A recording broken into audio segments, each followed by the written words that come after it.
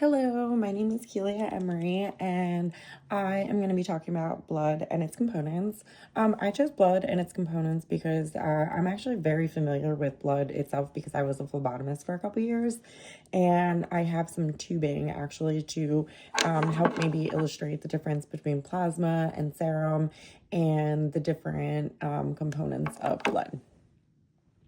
So, what is blood made of? So, first and foremost, where is blood even made? Blood is made from the bone marrow, which is found in your bones. It's the spongy tissue that's inside of your bones. So, anytime if you think about blood cancers, leukemia, and things like that, it's because it's coming from the blood marrow itself or the bone marrow itself. So, the blood cells are made out of blood is made out of red blood cells, white blood cells, platelets, plasma, and also serum. It's not typically included in the McGraw-Hill what the serum is, but because I was a phlebotomist, I did want to add that in so I could explain what the difference between the serum and the plasma is. So red blood cells, their primary function is to carry oxygen to the body. So each one of these blood cells live for about 4 months. They contain an iron-rich protein called hemoglobin, which is found in your red blood cells. The hemoglobin carries the oxygen from the lungs to the tissues and the organs, and it removes the carbon dioxide from the tissues and the organs. There is a condition called anemia, which is when you have low hemoglobin. And then there's a condition called polycythemia, which is when you have high hemoglobin. So your white blood cells are essential because they're part of your immune system.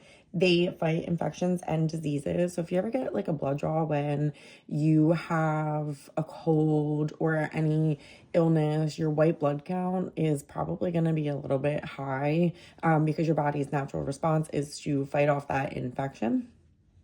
This contains neutrophils, lymphocytes, monocytes, eosinophils, and basophils, and those are the different types of white blood cells.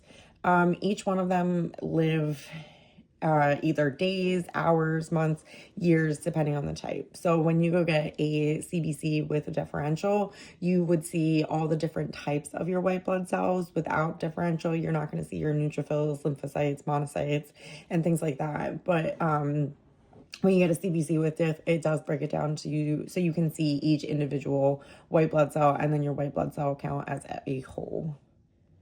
Okay, so your platelets are your clotting cells. So when you get a cut, they clot and they form like a plug so you don't bleed out. And they live in the body for about 7 to 10 days.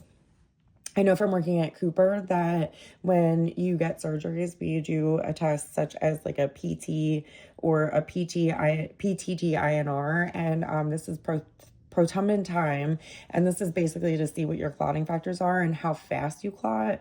Most surgeons won't do surgery if you are anywhere 2.3 and over because that means that it takes 2.3 seconds or longer to clot. So anybody who's like on blood thinners, they would have to make sure that your clotting factors are high enough or low enough where if you were to have like a significant bleed, then you would clot quickly. Okay. So plasma and serum. Plasma is the liquid portion of the blood.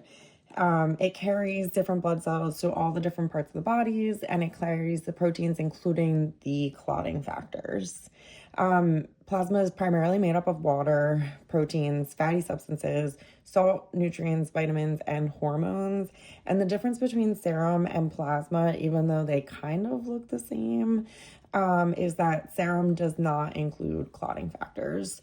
So only plasma includes the clotting factors. And so that's why I have the different tubing to show the difference between what clotting factors are and what it's not, and what the difference between plasma and serum are. So when you go to get your blood drawn and you get a standard comprehensive metabolic panel, they typically do it in a gel barrier tube. And so what this is it goes in the centrifuge, and after it spins, it separates the blood cells, the red blood cells and the platelets from the plasma. but in this case, it would be called serum because there are no clotting factors, because it does have additives that basically allows the blood to clot at the bottom. And so then when it spins and separates, it forms the serum, and that's what they test all of those type of blood tests. So anything like organ functioning and things like that would be in a comprehensive metabolic panel, and they use your serum to do it.